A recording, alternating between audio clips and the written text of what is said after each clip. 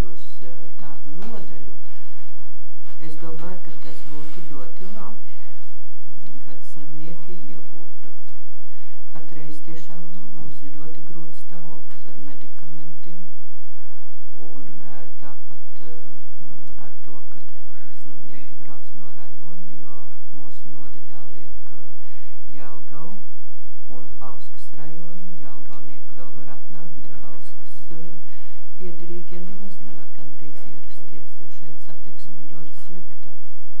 Tā kā, zināt, reliģiskie koncerti un dievvvārdi mums tiešām būtu diezgan svētīgi patreiz šajā periodā. Paldies!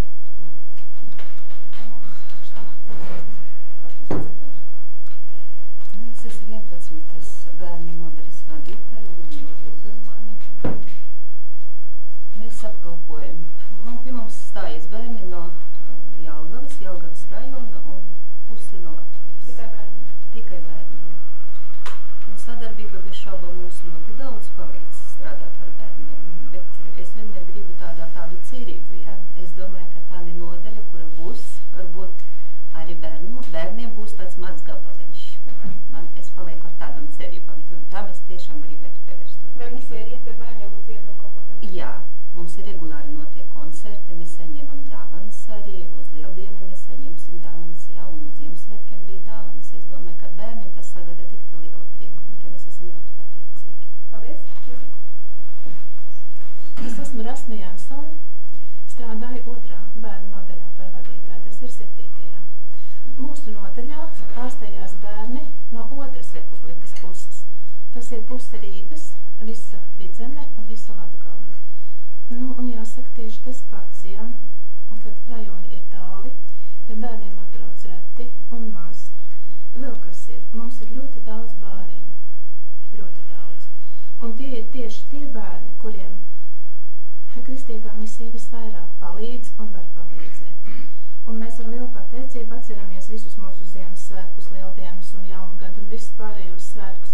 Pie mums ir nākuši ne tikai pieaugušie ar koncertiem, bet arī bērni, jūsu bērni. Un mūsu bērni, viņas vienmēr ir ļoti sirsnīgi sagaidījuši un pat centušies no savas puses kaut ko sniegt. Tātad visi ir apmierināti un priecīgi? Visi ir apmierināti un priecīgi. Es Ādamsons Jānis Ārsts, 12. nodaļas vadītājs, apkalpoju Bobals un Rīgas rajonu. Mums arī tāli slimnieki un saskat arī perspektīvā, ka varētu palīdzēt kristīgās misijas sadarbību. Gan apmeklējot slimniekus, gan izstrādāt reliģiskiem koncertiem un tā tālāk, kas ļoti daudz ietekmēt mums. Paldies! Galvenā ārsta vietniece Medlietā Sandsberga. Par cik šeit neatrodās mūsu pacienti, gan pieaugušie, gan bērni, tad es gribētu pateikt viņu vārdā paldies par tiem patīkamajiem un dvēseli veldzējušiem brīžiem, ko mums ir devusi sadarbība gan ar Kristīgo misiju Gaisma, gan arī ar pārējām šādām organizācijām. Un uz nākotnes sadarbību cerot, domāju, ka tam visam ir jāveicās labi, jo ir jau patīkami strādāt, ja ir cerības, ka būs gan vajadzīgā medicīniskā tehnika, gan arī medikamenti. Paldies! Ārsta tiesnese strādāja 14. nodaļā, kā ir sieviešu nodaļa, uzņemam slimniekus no Dienas Pilstukuma un Valsas. Ja maksa nebūtu pārāk liela, es domāju, ka būtu ļoti apsveicami, ja mūsu slimnīcā varētu atvērt šādu nodaļu, jo kas cik necieku līdzinātos ārzemju slimnīcām, kur būtu attiecīgi apstākļi un apkārt medikamentiem. Vai jūs domājat, ka te obligāti jābūt pa maksu? Jābūt iespējams dabīgi, ja tā varētu būt bez maksas, jā, bet ja ir maksa, es domāju, tai maksai nebūtu jābūt pārāk lielā, jo mūsu slimnieki pārsvarā visi invalīdi. Paldies! Augusts Rēvals, 12. nodaļas vadītājs. Pirmais, ko es gribēju pateikt, ka tagad vērtējot atmodas periodā gadus 5, kas te mūsu slimnīcām palīdz, un izrāds, ka tās ir draudzes. Visvairāk palīdzību ir snieguši draudzes. Nevar būt uzņēmumi vai kaut kas cits.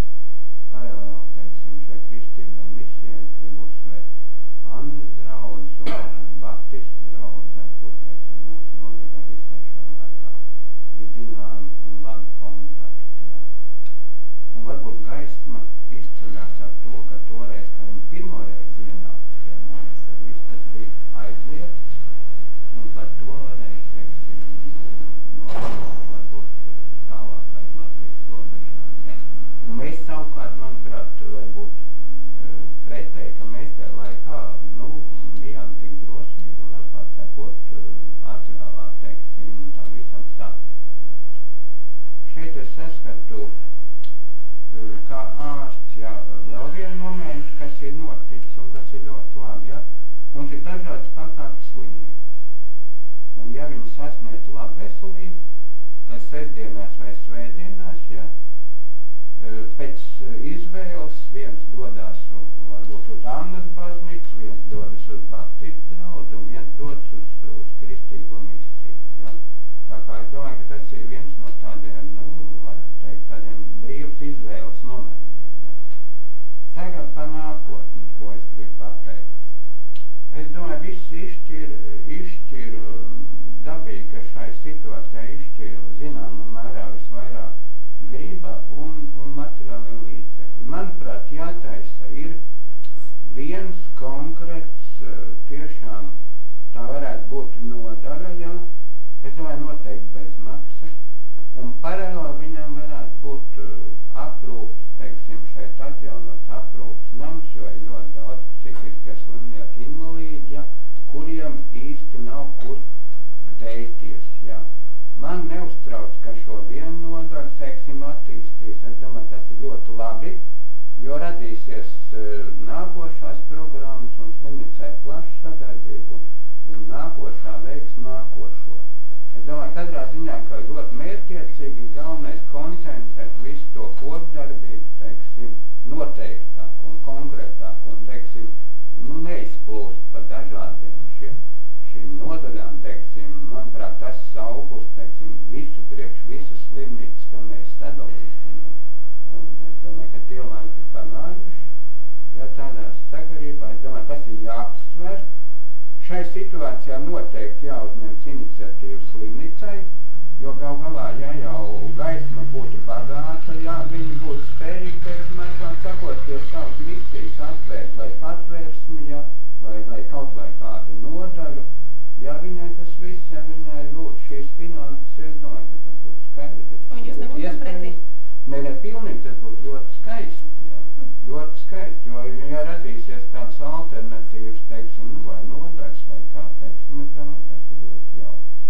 Katrā ziņā es esmu vēl vienreiz par to, ka šādas nodaļas, es uzskatu, ka viņai jābūt praktiski bezmaksas, ja, un otrs, ka, manuprāt, ka vajadzētu paņemt vienu no šeit pat esošās teritorijas vecajiem namiem un to šai misijai pašai, teiksim, uztaisīt, kur varētu, vai kā citu nām Jelgavā, un man šādā veidā jau mēs esam, teiksim, varbūt apsprieduši gadus 5 atpagājuši. Jā, diemžēl dažādi apstākļi, arī šī trakā laika dēļ, varbūt šīs idejas, teiksim, palika ideja. Paldies jums! Paldies!